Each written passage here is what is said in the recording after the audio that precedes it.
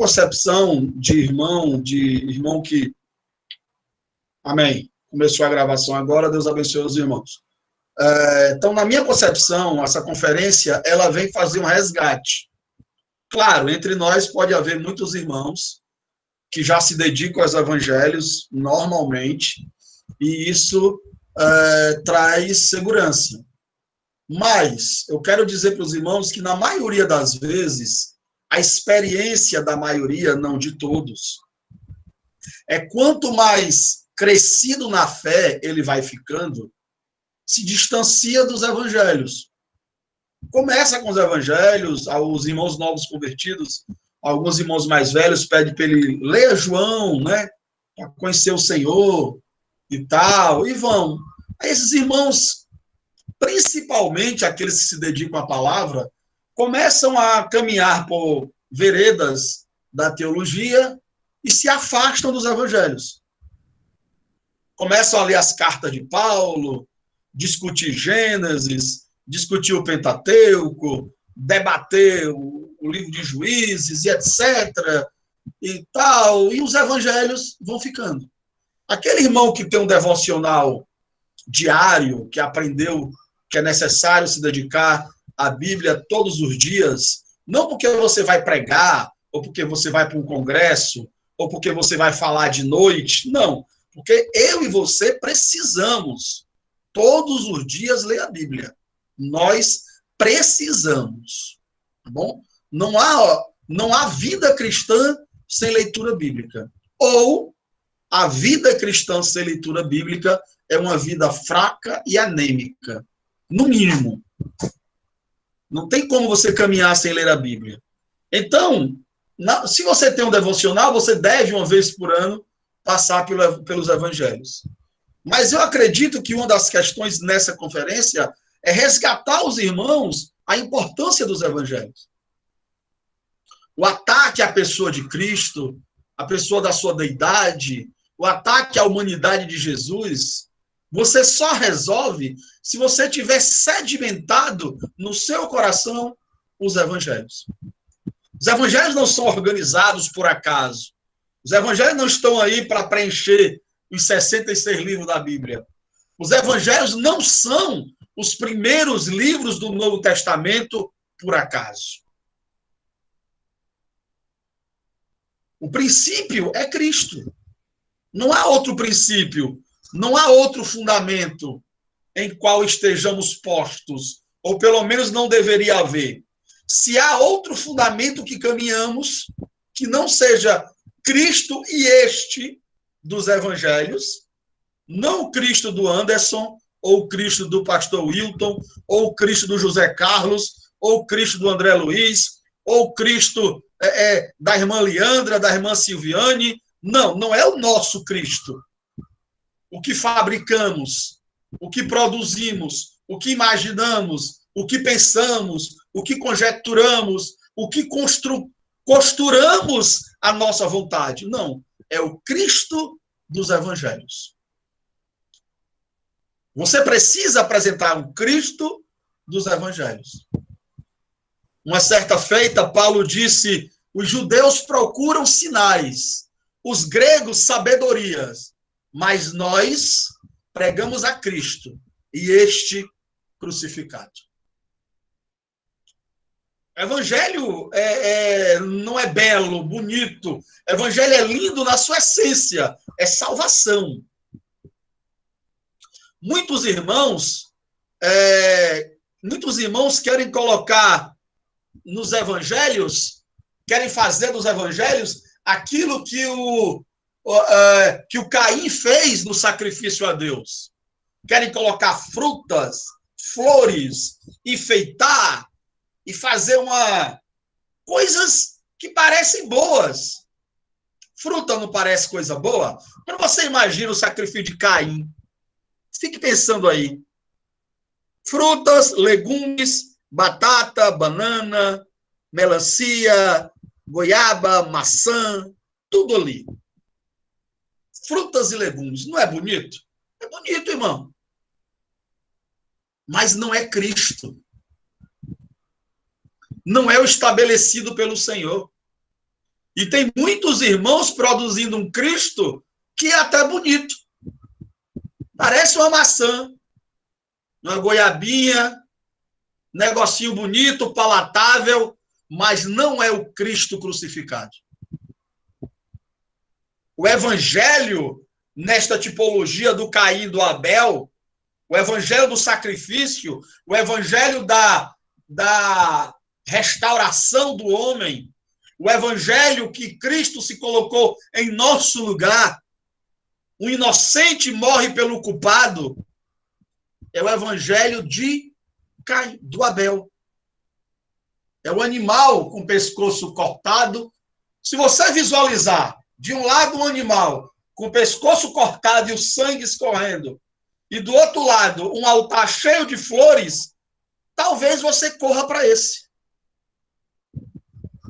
Para um evangelho menos feio, menos cru. Mas Jesus não floreou o evangelho, irmãos. Não, nunca floreou. Quando você lê o sermão e você vê lá o final, você percebe aquela palavra que os homens dizem assim, os discípulos: mestre, mas se for desta forma, quem te seguirá? Nós precisamos perder o medo de falar o evangelho em uma geração caída. Uma certa vez em sala de aula, eu lembro de um pastor que eu amo, um grande amigo, ainda hoje terminou a aula, era no ITQ, eu dava aula ali no seminário da Quadrangular, e um amigo, muito amigo ainda hoje, chegou, terminou a aula, me abraçou no intervalo e disse assim, e professor, irmão Anderson, se eu apresentar esse evangelho, quem vai ficar na congregação? Eu preciso... Não, irmão não precisa. Irmãos, nós não precisamos. Aqui essa palavra direciona aos pastores, aos pregadores, aos evangelistas, aos diáconos, às irmãs que ensinam, a todos nós. Se você trouxer qualquer pessoa para o evangelho, você não, né? Se você, pelo Espírito, conseguir trazer qualquer pessoa para o evangelho, que não seja ele vendo Cristo e este na cruz, vendo o sofrimento, vendo a negação, vendo negar o ego, a alma e a si mesmo, se ele veio congregar por qualquer outra razão que não seja as razões claras que veremos no evangelho, principalmente no de Marcos, ele não ficará.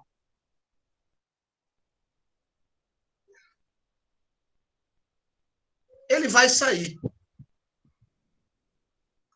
É aquilo que o Senhor disse para aquele discípulo. Quer ir com eles? Vai.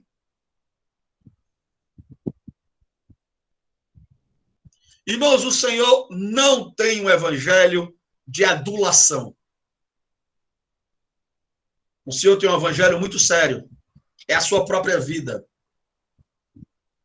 Saindo dessa introdução, eu quero falar com os irmãos que nós vamos falar sobre Marcos. Nosso lindo irmão Marcelo vai falar sobre Mateus, um rico irmão na palavra. Carlos falará de João. E Francisco Nunes falará de Lucas, que é um livro que eles lê há muitos anos, estuda. E não percam, por favor, se você puder, essas reuniões serão riquíssimas de Cristo. Amém? Para os irmãos que gostam de estudar, eu posso esquecer depois, eu quero indicar 2 livros e algumas obras. Primeiro livro é uma sequência, eu não tenho o livro da sequência nossa, porque eu emprestei uns irmãos que vão estar falando aqui sobre os evangelhos aqui na localidade de Fortaleza, irmão Davi, irmão Daniel, irmãos que amam no Senhor, eles vão estar falando, e eu emprestei para eles o livro para tirar xerox. Mas o livro é da coleção do irmão Stephen Cole, ou Cal, né? Como os irmãos acharem melhor falar. E esses deixa eu ver aqui. Não. Peraí. Um momento, viu, amados? Deixa eu ver se eu acho um que não seja do mesmo. Um momento. Só achei do Antigo Testamento. Eu acho que do Novo Testamento eu emprestei tudo. No Antigo Testamento é havendo Deus falado. No Novo Testamento, anote aí. O livro é Vendo Cristo no Novo Testamento, volume 1. Vendo Cristo no Novo Testamento, volume 1.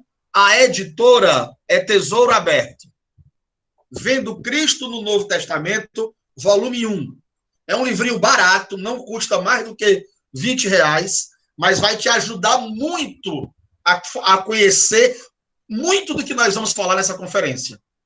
Vendo Cristo no Novo Testamento, volume 1, irmão Stephen Call, editora Tesouro Aberto. Amém?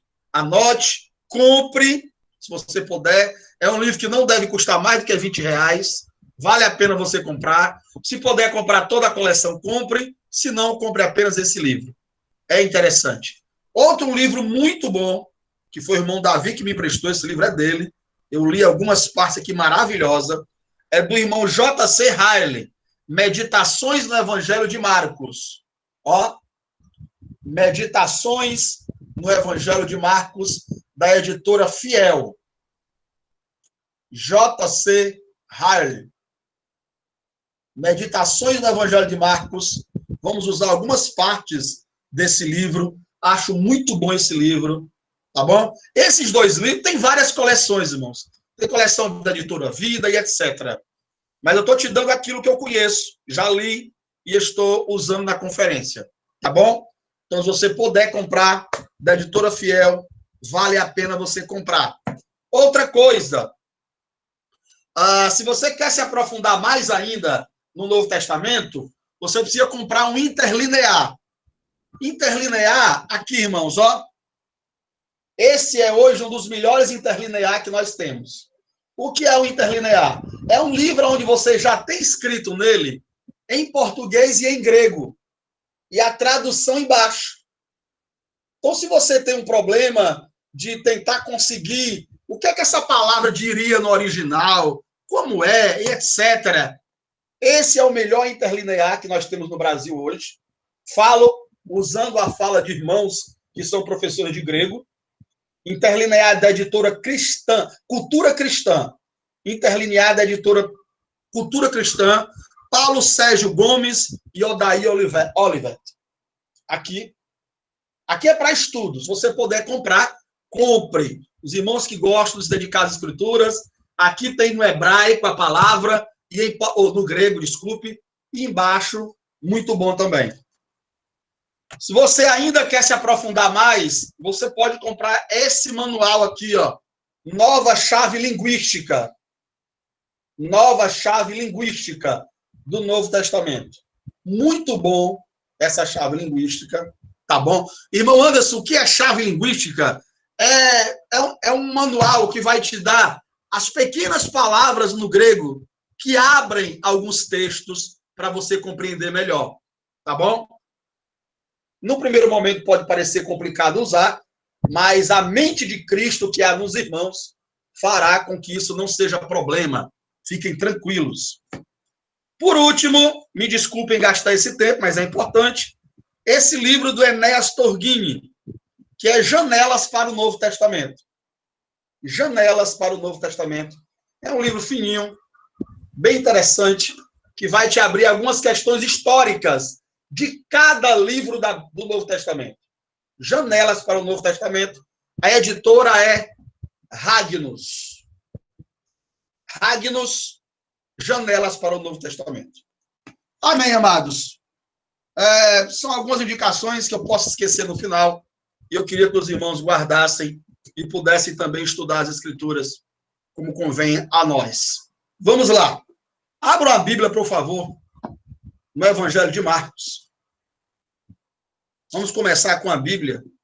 Depois a gente faz algumas leituras extra-bíblicas, mas primeiro vamos para a Bíblia. Evangelho de Marcos, capítulo 1, versículo 1. Bem, de todo esse material que eu mostrei para os irmãos, a temática principal que nós usamos nessa conferência é apresentar Cristo em Mateus como rei. Rei para mostrar que o Senhor Jesus ele está amparado na linhagem. Então você tem Mateus, toda aquela genealogia, todo aquele processo, ele é filho de quem? Geração da Maria, geração do José. Jesus é apresentado como verdadeiro rei. E poderia ser, se assim o quisesse. Então, o Evangelho de Mateus, uma das abordagens, viu, irmão? Ah, irmãos, tem outros irmãos que abordam de outra forma. Amém. Deus abençoe. O nosso olhar nessa conferência é perceber Cristo nos 4 evangelhos. Em Mateus, ele é apresentado como rei. Em Marcos, esse rei é um servo. Para nossa humilhação, o evangelho de Marcos é um evangelho que nos coloca no nosso lugar, aonde nós esquecemos muitas vezes. Mas eu não vou entrar aqui agora para nós não nos alongarmos em coisas que serão melhor priorizadas lá na frente. E depois teremos Lucas, Mateus, Marcos, Lucas. Lucas, o irmão Francisco, vai apontar para o homem perfeito, a humanidade de Jesus. E João, irmão Carlos, falará sobre a deidade, ele como filho de Deus. Em Marcos, eu quero colocar hoje, para a nossa primeira reunião, algumas questões que ficarão ainda no capítulo 1, do versículo 1 ao 8, e depois do versículo 9 ao 18. Nós vamos ler o texto, vamos para o slide, leremos algumas coisas dos livros e voltaremos para cá. Vamos tentar fazer esta interação confiando no Senhor. Princípio do Evangelho de Jesus Cristo, Filho de Deus. Como está escrito nos profetas, eis que eu envio o meu anjo ante a tua face, o qual preparará o teu caminho diante de ti. Voz do que clama no deserto, preparai o caminho do Senhor, endireitai suas veredas. Apareceu João, batizando no deserto, pregando o batismo de arrependimento para a remissão dos pecados. E toda a província da Judeia e os de Jerusalém iam ter com ele.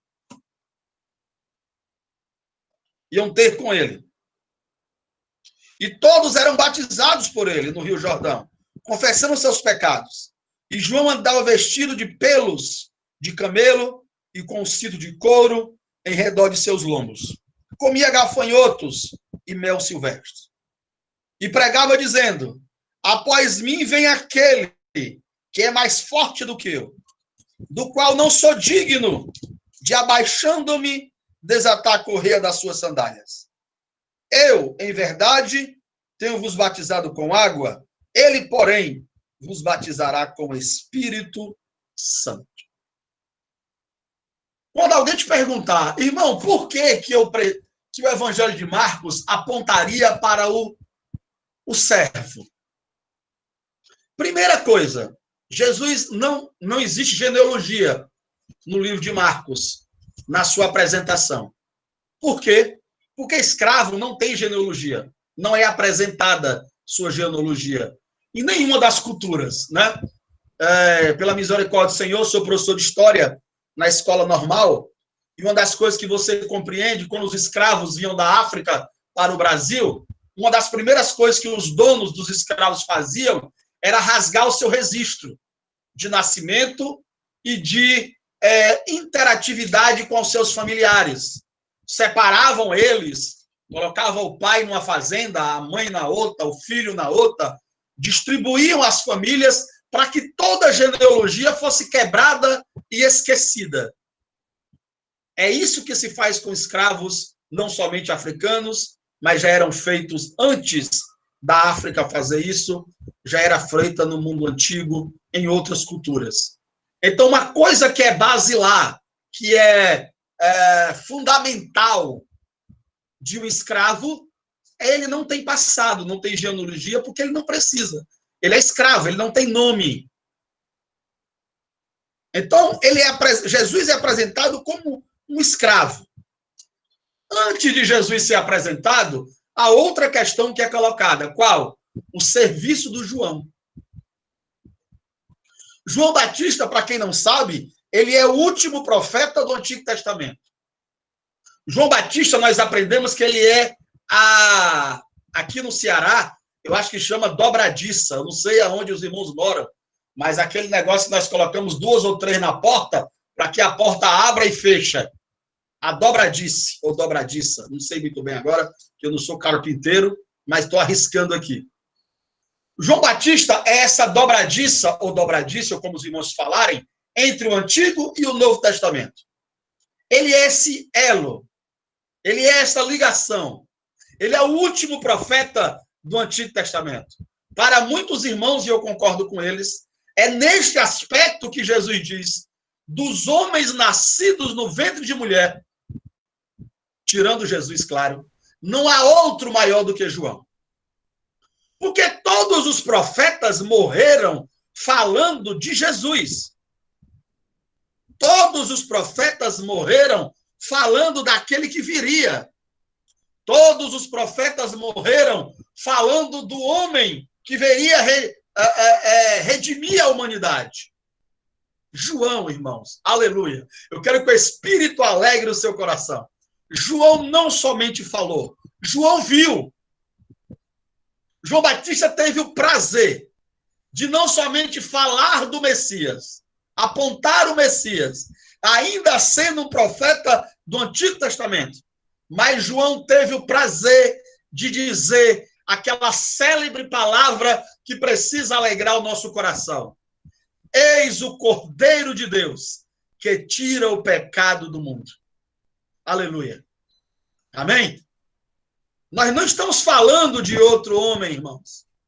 Entenda isso. Isso não é uma conferência simplesmente teológica. Teológica é bom, é maravilhoso, mas nós queremos tocar no espírito da palavra. Nós estamos falando do servo, que é o Cordeiro de Deus, que tirou o pecado do mundo. Amém? Sabe por que você está me ouvindo aí agora? Sabe por que você está vivo? Sabe por que você tem vida? Porque um homem tirou o pecado do mundo. Aleluia. Aleluia. Ele tirou o pecado. Rasgou a nossa cédula de dívida. Ô, glória, eu vou voar, glória a Deus. Aleluia. É esse João. E João tem a capacidade, e foi dado a ele o desejo, foi dado a ele a recompensa de ser o profeta que veria o Cordeiro de Deus. Mas ainda no Evangelho de Marcos, eu quero dizer algo para os irmãos. Aqui João se apresenta como servo. E antes de usar Jesus, que é o nosso exemplo maior, e se existe uma coisa que esse evangelho nos faz, é nos apresentar como ser servo. Irmãos, e aqui eu quero dar uma parada.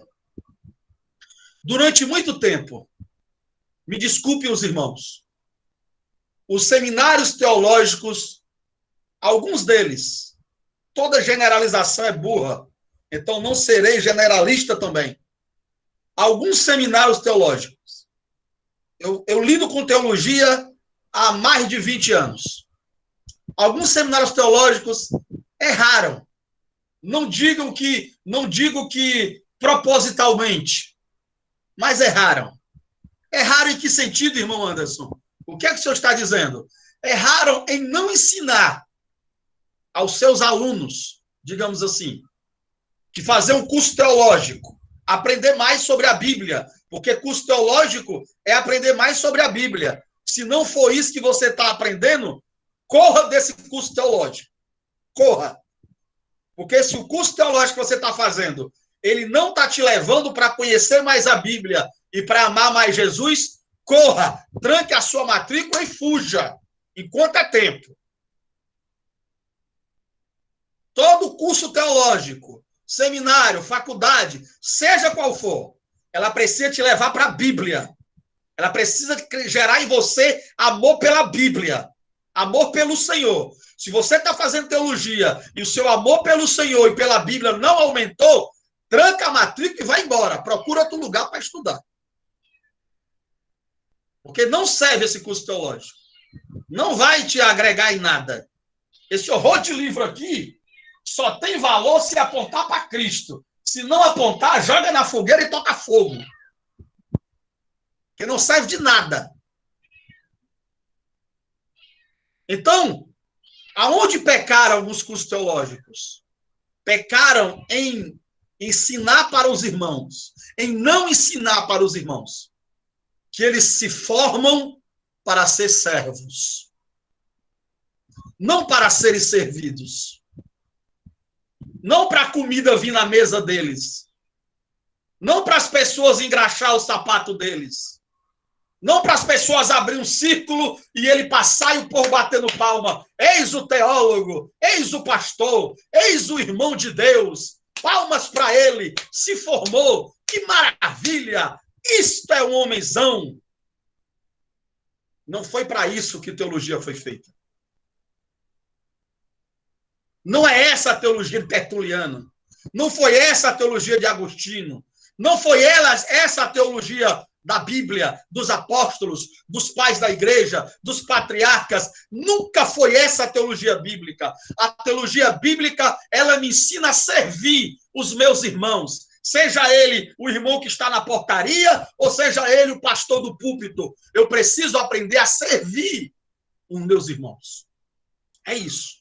Evangelho, teologia, é servir. Então, Marcos é imprescindível. Seja você um pastor, amém. Se Deus te deu graça de, na sua congregação, chegar a ser um pastor, seja. Mas lembre-se que você é servo. Você é missionária, diaconisa, diácono, evangelista, não sei quais os nomes que vocês usam na hierarquia, na congregação de vocês. Mas seja qual for a nomenclatura hierárquica que você dê, aprenda que você foi chamado para servir. Não para ser servido. Não para ser bajulado, babado, glorificado. Não é para isso. Essa teologia, irmão, ela, além de humana, ela é diabólica, caída e aprisionadora. Aprisionadora, por incrível que pareça. Por quê? Porque você se acha tanta coisa que quando você prega, se você estiver nesse caminho, claro, Deus queira que ninguém nessa live esteja, mas quando você prega, evangeliza, ou pastoreia, ou seja lá o que for, e você não receber aplausos e os devidos reconhecimentos aqui na terra, aí você começa a ficar triste, cabisbaixo, o povo não me vê, o povo não me olha. Não, amado. Você foi chamado para servir a quem está sentado no trono. Aleluia! É ele quem vê o seu serviço. É ele que naquele dia vai dizer o seu nome e vai estar lá anotado tudo que você fez, quer as pessoas tenham visto ou não. Você não faz para receber aplauso. Você precisa fazer porque é para o Senhor.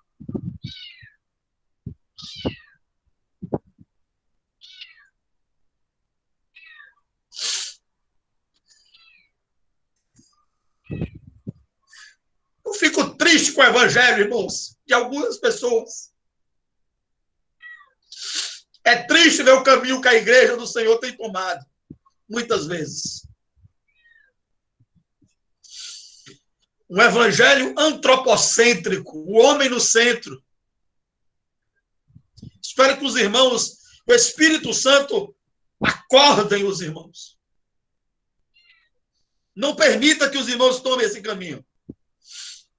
Mas olhem para o que é ser servo. Sirvam sem distinção. O galardão é do Senhor, irmãos. É Ele, e somente Ele, que pode dar o que você precisa.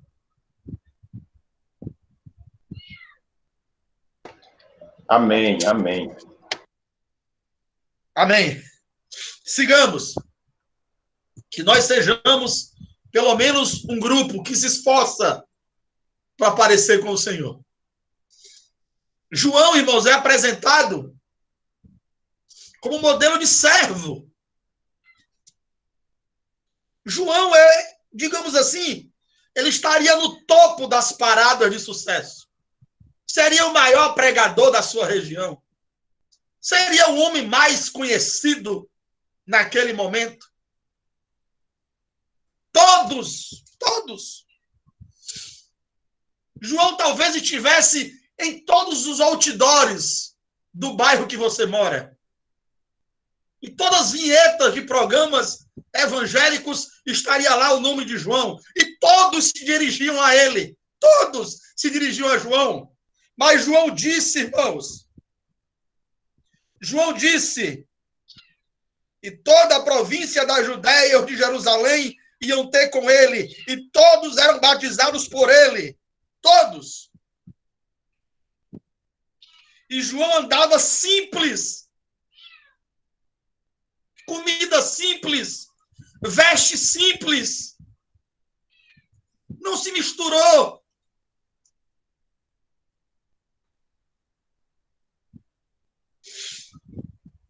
E o versículo 7 mostra a consciência do João. Versículo 7 mostra que João sabia o que era ser servo.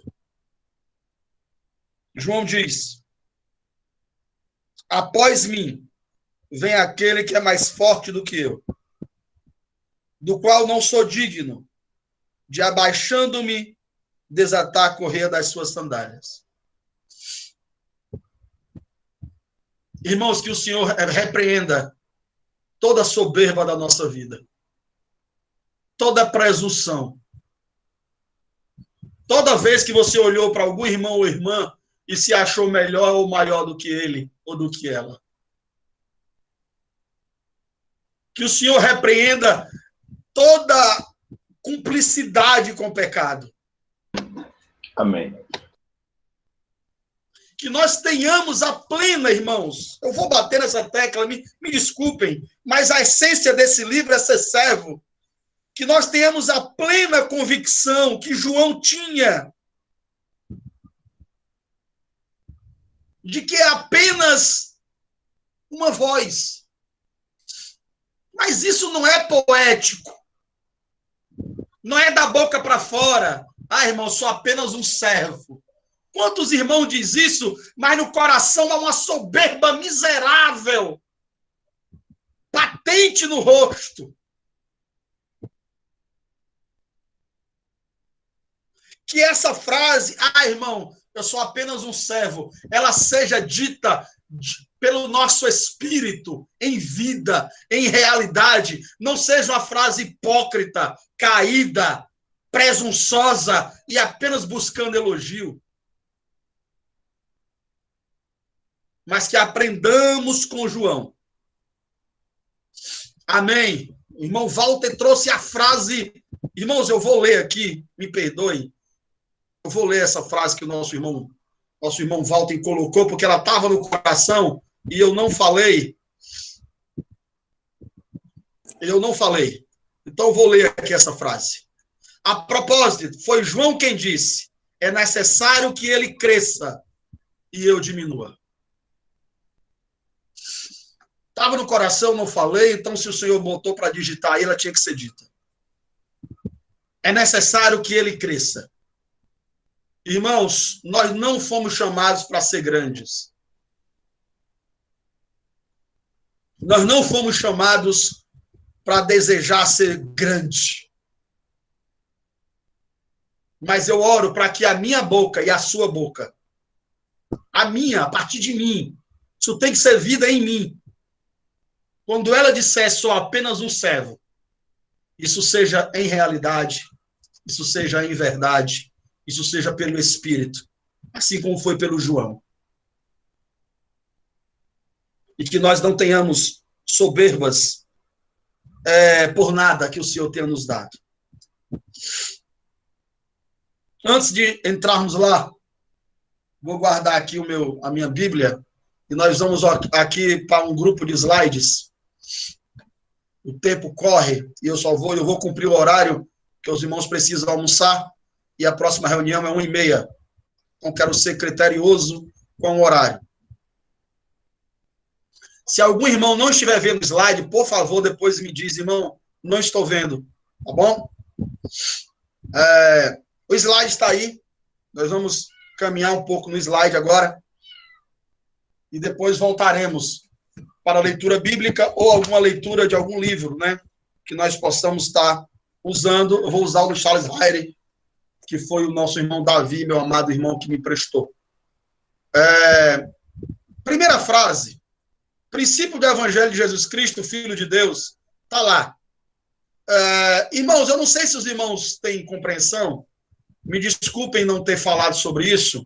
Os irmãos que já são misturados com teologia já conhecem esse assunto, mas Mateus, Marcos e Lucas, eles são tidos como evangelhos sinópticos, ou seja, evangelhos que se assemelham, evangelhos próximos, evangelhos que se complementam, evangelhos que se repetem e têm acréscimos e avanços a depender do evangelho.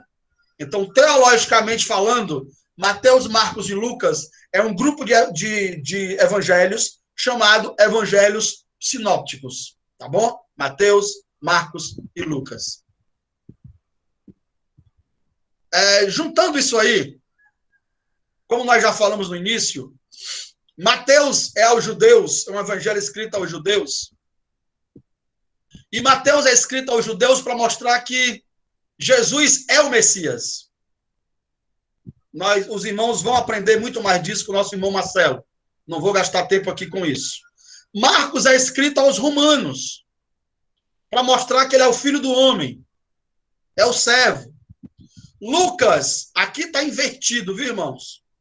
Se os irmãos perceberem, Lucas é que é o homem perfeito. Aqui está invertido. Tá bom? Desculpem. Marcos é o poderoso e servo. Lucas é o filho do homem perfeito. E João é para todo aquele que creia que ele é o filho de Deus. Essa é a divisão que nós estamos fazendo aqui nessa conferência.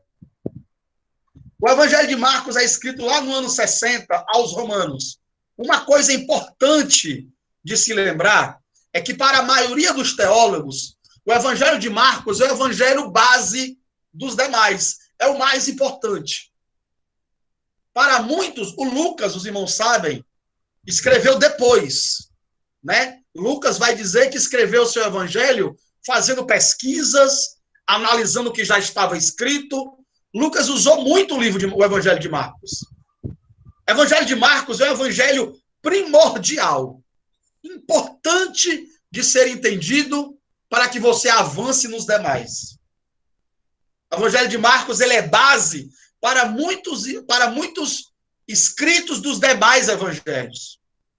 Então, Marcos tem uma importância primordial, inicial, no que diz respeito aos evangelhos, escrito lá no ano 60 aos romanos. Associar o Evangelho de Marcos a ser servo e esse evangelho ser escrito aos romanos, existem algumas peculiaridades. Os romanos, eles eram homens grandes conquistadores. Grandes conquistadores.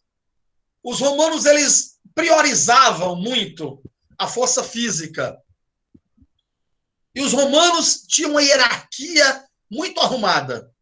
O exército romano era muito criterioso, é um dos exércitos mais organizados, né, que o mundo antigo já teve. Não é à toa que perpetuou-se durante muitos anos no poder na região onde se situava. E o Evangelho de Marcos ser escrito para os romanos, para os irmãos em Roma e para os romanos em si, traz a peculiaridade de que Jesus, ele é o rei dos judeus, sim, mas ele sabe o que é obedecer, o que é servir. E aí eu queria fazer uma particularidade aqui, porque muitos irmãos aprenderam com o Evangelho a ser filho do rei. Eu sou filho do rei. Eu mereço ouro, a prata e tudo que nela há. Os irmãos às vezes botam no carro, eu não sou dono do mundo, não sou dono do mundo, mas sou filho do dono. Sabe aquela, me desculpe, aquela concepção teológica de ser filho do papai? Beleza. Ah, eu posso tudo. Eu tenho tudo. Eu bato palma e as terras se abrem. Eu olho para o céu e a chuva cai. Quem manda nesse mundo aqui é o meu pai. E etc. Outras palavras e diálogos interessantes ou falas que poderíamos colocar nesse contexto de sou filho do rei. É mentira que eu sou filho do rei? Não. É mentira que eu sou irmão de Jesus, que é filho do rei? Não. Então não há problema em você dizer que você é filho do rei. Amém. Desde que você entenda que, sendo filho do rei, não te dá direito de não compreender que você é servo. Em Mateus você vai aprender que ele é rei, eterno, glorioso, dono de tudo, apto a governar, tanto na terra como no céu. Ele está apto a governar. Você vai aprender isso em Mateus. E em Marcos você aprende que quem é dono de tudo isso, quem estaria apto a sentar no trono de Jerusalém ou sentar no trono de glória, se dobrou a ser servo, a servir. E a pergunta que fica para mim e para você é essa: se você entendeu o que é ser filho do rei, talvez falta você compreender que esse filho do rei é servo também. Amém, minha irmã? É servo também. Seja filho do rei, porque você é. Não há mentira nessa frase. Mas você foi chamado para servir. Filho do rei, filha do rei que está me ouvindo agora. Você foi chamado para servir. É isso que você vai aprender em Marcos. Jesus se esvaziou. Mas vamos, se puder, dar uma lida hoje à tarde nesse texto. Se esvaziou para servir. Tem irmãos que não querem limpar a mesa porque são diáconos. Não querem limpar o chão porque eu sou evangelista. Não vou lavar o banheiro porque eu sou evangelista, presbítero, pastor, mestre. Não posso ficar na portaria. Isso é coisa para irmãos normais. Irmãos, para você ter uma ideia, eu já vi irmãos, me desculpem, eu congreguei muitos anos, eu não vou dizer o nome da denominação, mas eu já vi irmãos em festividades de congregações voltar da portaria porque não tinha cadeira no púlpito para ele. E ele era pastor, não podia sentar embaixo. Entende? Aonde essa arrogância pode nos levar? Irmão, voltar para casa. Meu amado, no púlpito não cabe. Nós já temos lá quase 40 cadeiras. As cadeiras já estão em cima do pregador. Irmão, mas eu sou pastor, irmão, entende? Entendo. Mas o irmão pode sentar entre nós. Não, irmão, Deus abençoe. E voltar. E isso não foi uma vez. Eu já passei por isso algumas vezes. Em congresso, em festividade. De irmão dizer, você sabe com quem está falando? Ô, irmão, que Deus nos guarde, porque essa soberba pode entrar no meu coração e no seu. Ore para que Deus guarde o coração, para que você compreenda que você é servo, que eu sou servo e que nós servimos a um rei.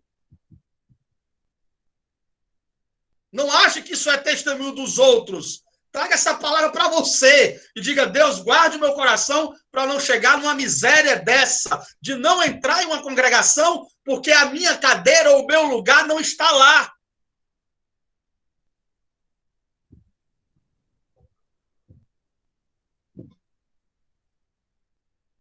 Amados,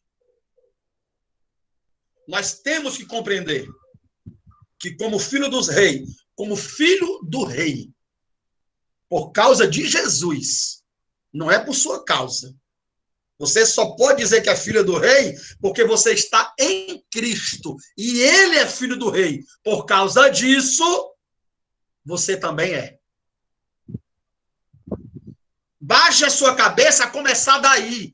Você só é filha do rei porque ele venceu a morte. Porque ele venceu o pecado. Porque ele morreu por você. Porque ele desceu às partes mais baixas da terra. Porque ele foi cuspido. Porque ele foi torturado, humilhado e morto numa cruz. A ele foi dado todo o poder no céu e na terra. A ele foi dado o direito de se assentar em cima do trono e governar sobre todas as coisas. Por causa dele que o Pai disse: este é meu filho amado em quem eu tenho todo o prazer. É que você pode ser chamada e chamado filho de Deus. Não há Amém. Nada em você, não há nada em mim que nos qualifique para sermos filho do rei. Nada. Não tem nada em você. Não tem nada em mim que te dê qualificações para ser filha do rei eterno ou filho do rei eterno. Você só é porque a misericórdia do Senhor nos alcançou. Aleluia. Você só é porque o sangue do Calvário chegou até você. É por isso que você é. Então baixe a sua cabeça. Curve-se perante o Senhor. Curve-se perante o Senhor. Você não tem nada que não venha dele. Todos os seus títulos é por misericórdia. Toda a sua inteligência, capacidade. Você só consegue falar, você só consegue ministrar, você só consegue orar, você só consegue fazer milagres se Deus te dá capacidade, falar em línguas, por misericórdia do amor do Calvário, senão você estava indo para o inferno. Então baixe a sua cabeça, curve-se perante o Senhor e diga: Senhor, muito obrigado, porque eu sou apenas um servo. Vamos parar com isso, irmão. Parar de olhar por outro irmão como se ele fosse menor.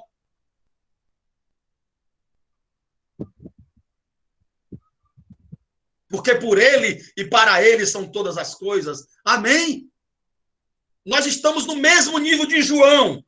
Nós podemos até não entender como João entendeu, mas nós estamos no mesmo nível do João. Nós não somos dignos de nada. Indignos. Sabe qual era a melhor frase? Sabe qual era a melhor frase para nós? Indignos servindo a quem é digno. É isso. É indigno. Foi isso que João viu. Eu não sou digno de desatar a correia do sapato dele. Curvado.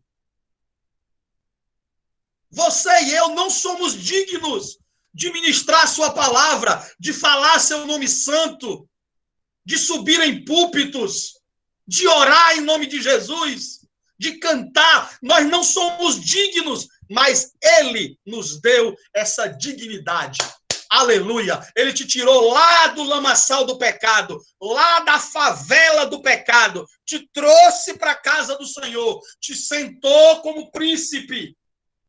Não é púlpito, não. Ele te sentou como príncipe no reino dos céus.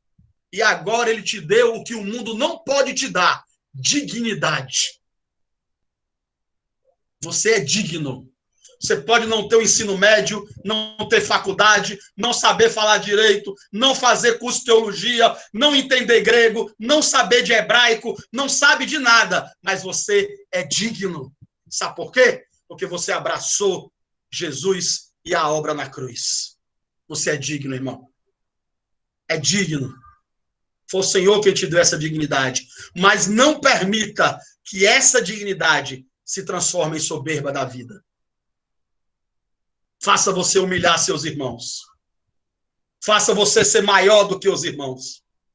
Faça você pensar que é maior do que qual. Você não é maior do que nenhum irmão que está na congregação. Nenhum irmão. Você só é digno pela mesma razão que ele é digno. Cristo Jesus. Senhor tenha misericórdia de nós.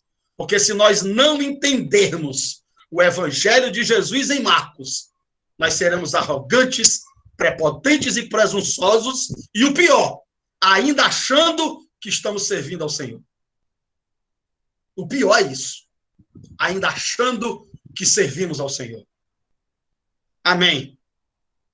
E Alex Ramos, que escreveu aí, podemos nos autossabotar desde a queda de Lúcifer, anjo de luz. Que é isso que as criaturas que Deus criou fazem. Autossabotam. O que Deus deu a elas acaba sendo a razão de sua queda. Que o Senhor nos guarde.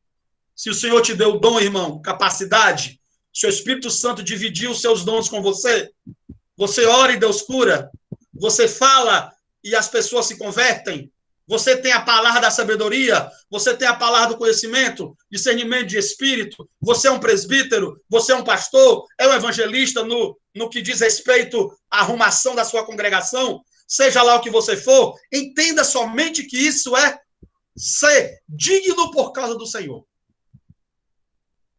Não há nada em você.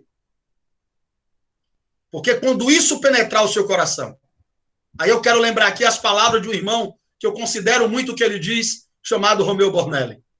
Nunca esqueço uma palavra que Romeu disse. Romeu disse, amados, cuidado. Cuidado porque o crescimento que todos nós queremos, o que anda paralelo a ele é a soberba. Crescendo e a soberba ali do lado. Querendo se apropriar daquilo que Deus nos deu. Então, que eu e você estejamos atentos. Muito atentos. Porque a soberba caminha paralelo a nós.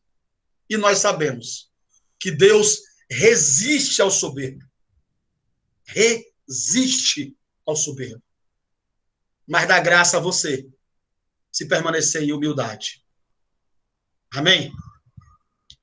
Irmãos, continuando aqui mais um pouco, vamos encerrar 11h30, não se preocupem. Então, a carta aos Romanos, ela é a carta, o evangelho escrito à igreja em Roma, o evangelho de Marcos. É o evangelho que apresenta João como servo, apresenta muito claramente o Senhor em seu serviço. Nós vamos ver algumas questões. Mas, principalmente, ele mostra que o Senhor serve. Parece simples, não é? O Senhor serve. Serve aos menos favorecidos, serve aos mais favorecidos, serve a ricos, serve a pobres. O Senhor serve. É isso que o Senhor faz em Marcos. Servir. Queria ver mais algumas coisas com os irmãos. O versículo-chave, quando nós falamos versículo-chave, nós dizemos o seguinte, o texto que seria a base do livro de Marcos, queria que os irmãos abrissem comigo. Eu sei que está aí na tela, mas eu quero que você leia na sua Bíblia, tá bom? Eu vou abrir minha Bíblia, ó. Tá vendo aqui? Vamos lá. Marcos 10, 45. É bom olhar para as Escrituras, é bom, é maravilhoso. Não perca a oportunidade de abrir sua Bíblia, sempre que possível. Aproveite. Não é toda hora que temos essa oportunidade. Nosso dia é corrido. Eu quero ler Marcos 10, a partir do 42.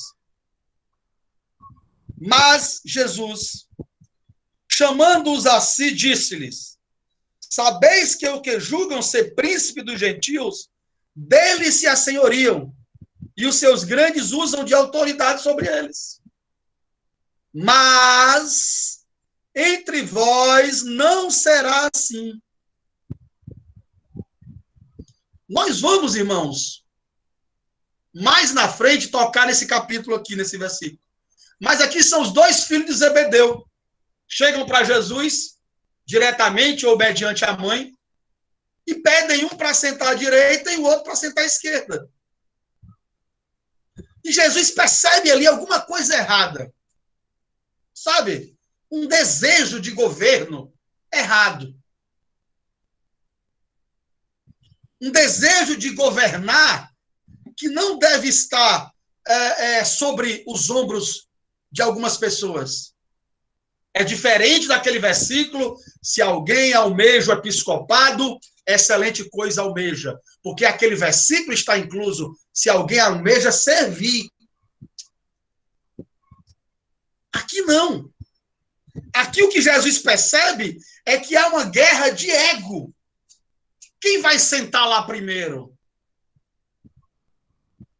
Sabe aquela guerra? Ah, já cheguei a diácono. Agora o que é que eu faço para ser presbítero? O que é que eu faço para virar evangelista? Sabe aquela guerra de querer ser maior? Maior. Aí viraram o evangelho, tornou isso tão engraçado, me desculpem, que criaram pastores, depois criaram apóstolos, e depois pai-apóstolos, e só falta o título de semideus, que eu acho que ainda não tem. Espero que nenhuma congregação caída tenha criado esse título ainda. Mas o desejo que Jesus percebe aqui é um desejo contrário a servir. E o cristão é chamado para ser servo. Só que os filhos do Zebedeu colocaram: Senhor, como é que a gente faz para sentar uma à direita e outra à esquerda? Você pode até dizer, mas esse sentimento estaria correto? Estaria correto se estivesse com o coração correto. Qual é o coração correto? Aquele que almeja o episcopado, excelente coisa almeja. Aquele que almeja servir. Quer examinar teu coração? Você almeja uma função na congregação, por quê? Você já parou para pensar nisso? Por que você almeja uma função na sua congregação? É porque você quer servir ao reino de Deus, à igreja e ao Senhor?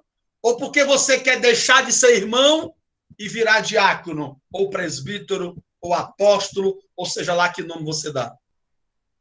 Ou é porque você quer ir para um patamar maior?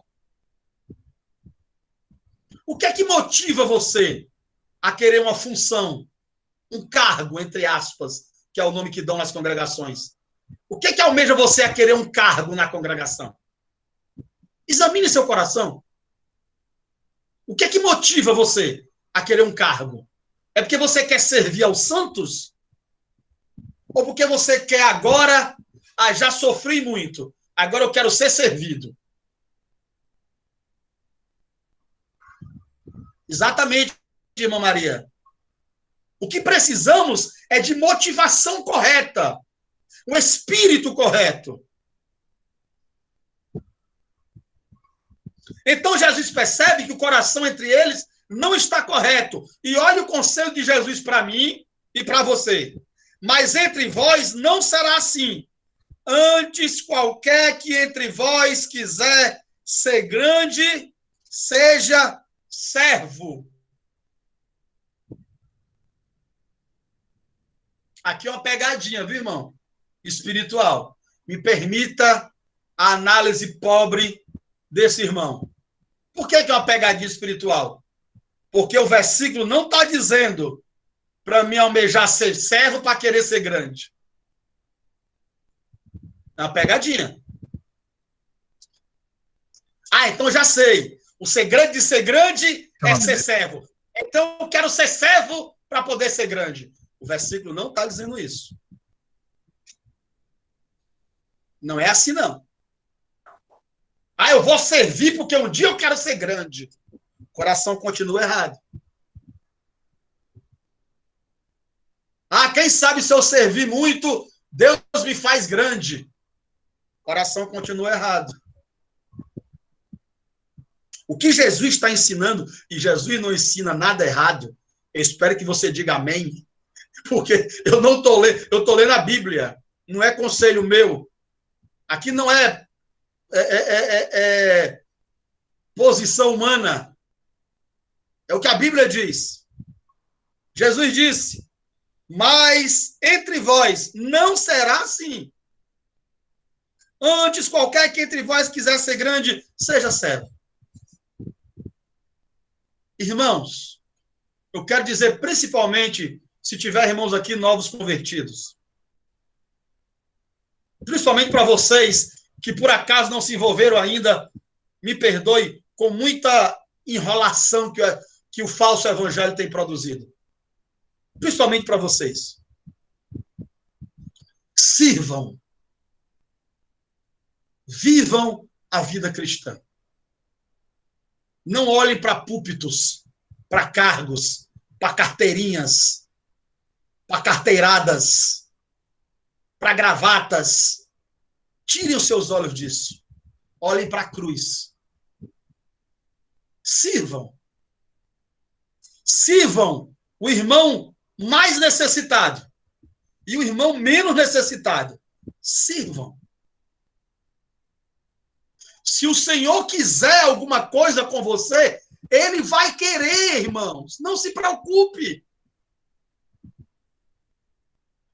Quem está dizendo aqui para vocês é alguém que já viveu essa neurose, já sofreu com isso. O quê? Ficar pensando em púlpito, pensando no microfone, pensando na gravata, no paletó, na consagração no final do ano, mudar de cargo, mudar de função, virar presbítero. Deus não nos chamou para ter essas complicações. Se elas não desceram a seu coração ainda, aproveite, não deixe descer, sirva ao seu mestre. Somente isso, sirva.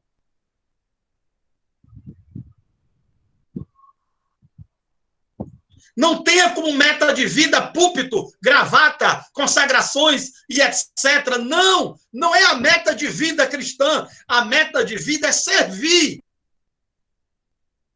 Servir. Sirva.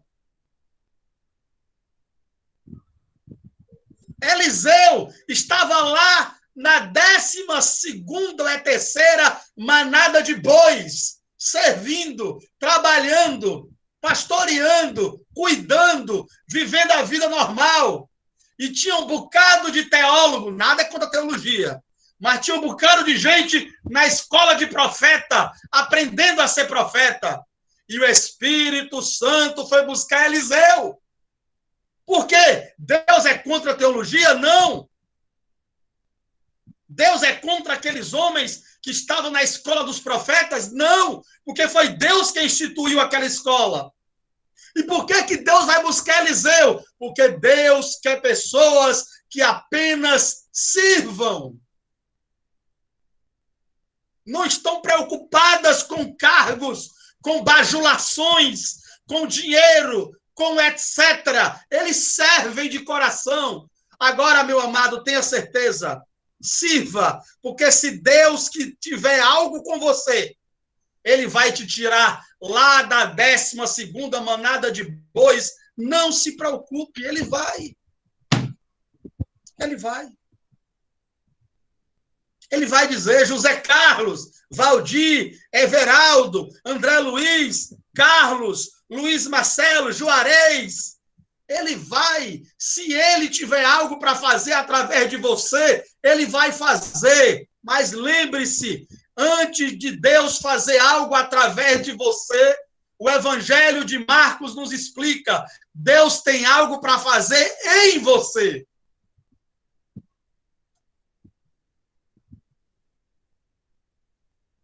Não sejamos ativistas. Sirva. Lave o local de reunião, ou a igreja, como alguns dizem. Arrume as cadeiras com amor, lave os banheiros com amor, fique na recepção com amor, evangelize com amor. Não é o foco em púlpito, em gravatas e nada disso. O foco é servir a quem resgatou a sua vida. Quem deu a vida por você merece ser servido. É a Ele que você serve. Quem morreu por você é dono da sua vida. É a Ele que você serve. Agora a Bíblia diz em Efésios que subindo Ele aos céus, deu os dons aos homens. Eu sei que alguns de vocês, espero, que tenham dons para isso. Não somente uma consagração qualquer, mas tenham dons. A uns Deus fará pastores, a outros Deus fará, não pastores como algumas denominações colocam, no sentido de dom. de graça para cuidar de pessoas. A uns Deus fará evangelistas, a outros Deus fará, e etc. É Ele que vai fazer, irmãos. Mas, por enquanto, nós servimos. Não brigue por posição. Não brigue para ser grande. Não brigue para ser maior. Não brigue por uma cadeira. Não brigue por um cargo. Paremos dessa palhaçada cristã que não é bíblica. Desculpe a palavra palhaçada. Me perdoe, não é para ofender os irmãos. Mas essa palhaçada de briga por púlpito, isso não é bíblico, irmãos. Deus nos chamou para servir. O que Ele quiser nos dar além disso é lucro. E o lucro é dele. Então, não vamos correr por isso. Isso muitas vezes adoece o nosso coração. Quantos irmãos tristes porque não foram consagrados, porque não tem cargo na congregação, porque ninguém me vê, porque não me dão isso, não me dão aquilo. Amado, você foi chamado para servir. Sirva o Senhor. Sirva. Seja servo. Versículo 44 de Marcos 10. E qualquer que dentre vós quiser ser o primeiro, seja servo de todos. Porque o Filho do Homem também. Eu gosto desse também, sabe por quê? Porque Jesus primeiro fez. E é isso que nós vamos ver em Marcos. Jesus também. Primeiro ele fez. Não veio para ser servido, mas para servir e dar a sua vida em resgate de muitos. Amados, o Evangelho de Marcos aponta para João como primeira menção de um servo. Mas vamos entrar ainda muito na questão do Senhor Jesus. Jesus veio servir. É isso que o Senhor nos quer de nós, serviço. Na continuidade aí, já vamos encerrar em 10 minutos. A temática geral desse livro, desse evangelho, seria, pois o próprio Filho do Homem não veio para ser servido, mas para servir e dar a sua vida em resgate por muitos. Aí você pergunta para você mesmo, se Jesus veio para servir, quem sou eu para me achar mais do que isso? Se Jesus veio para dar exemplo de servir, quem sou eu para querer mais do que isso? Servir. Diante daquilo que Deus te deu, servir. Para encerrar nossa fala,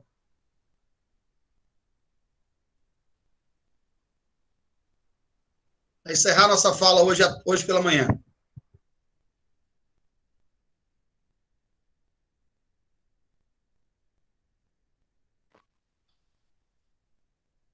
Pronto.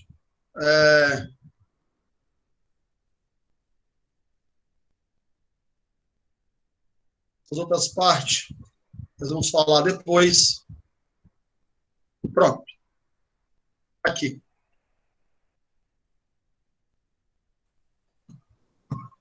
Marcos 6, versículo 3. Abra sua Bíblia mais uma vez. Sem preguiça. Marcos 6, verso 3.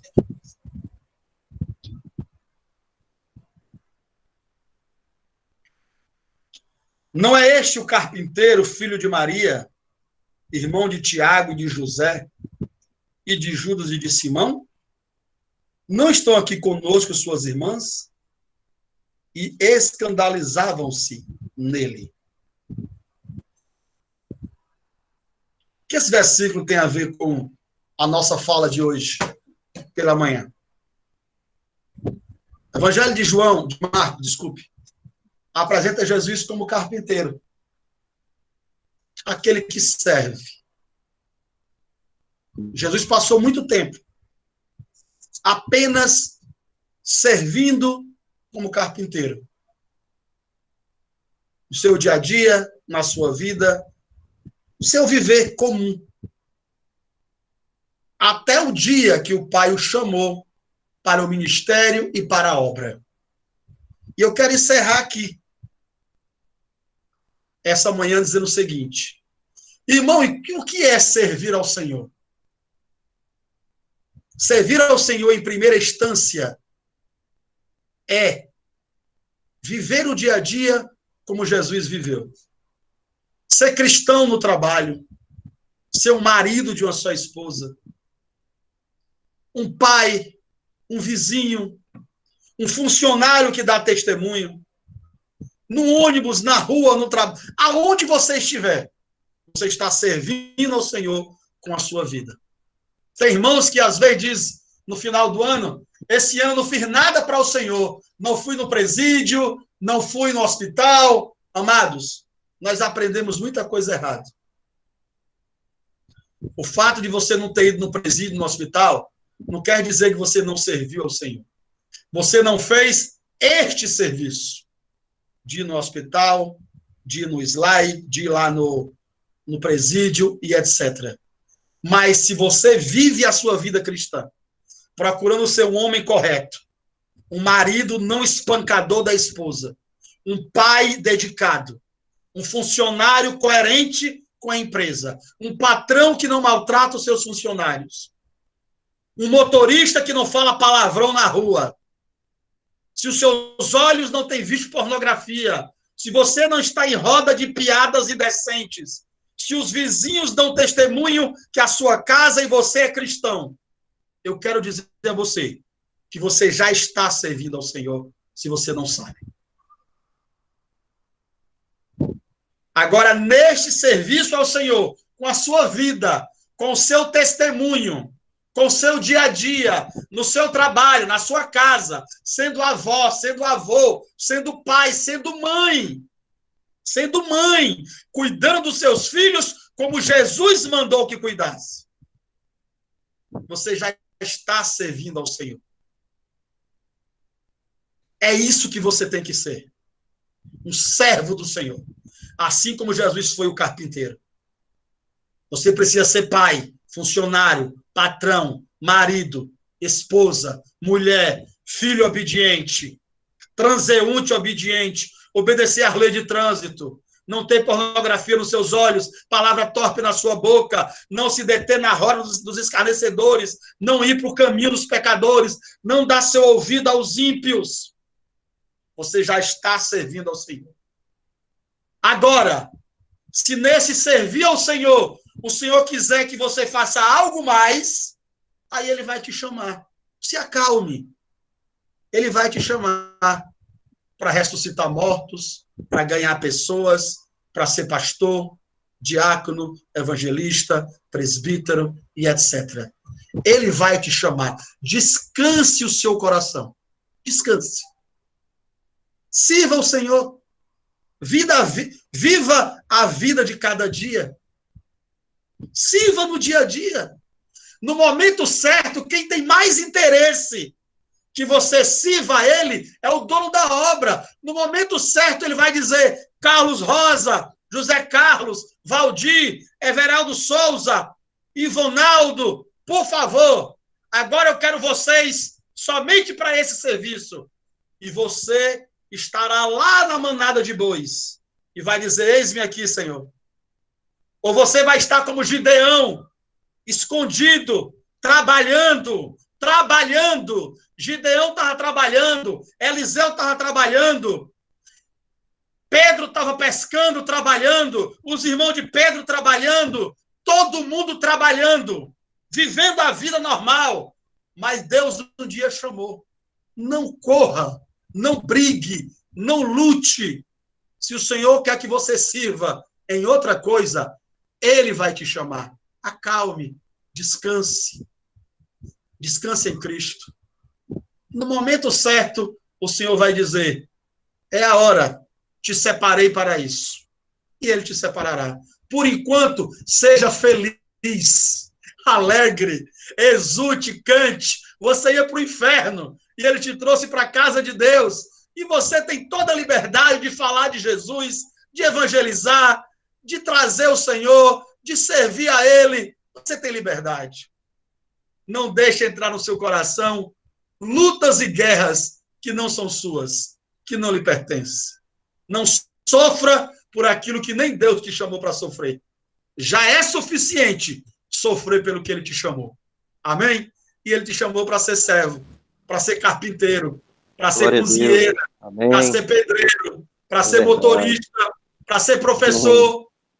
Te chamou para ser pai, te chamou para ser mãe, te chamou para ser tanta coisa. Seja um pai crente, uma mãe crente, uma avó crente, um servo, sirva. Amém? Em nome de Jesus. Aleluia. Amém. Irmão, Jesus é o Senhor. Nós não vamos passar do horário. Vou tirar aqui o compartilhamento.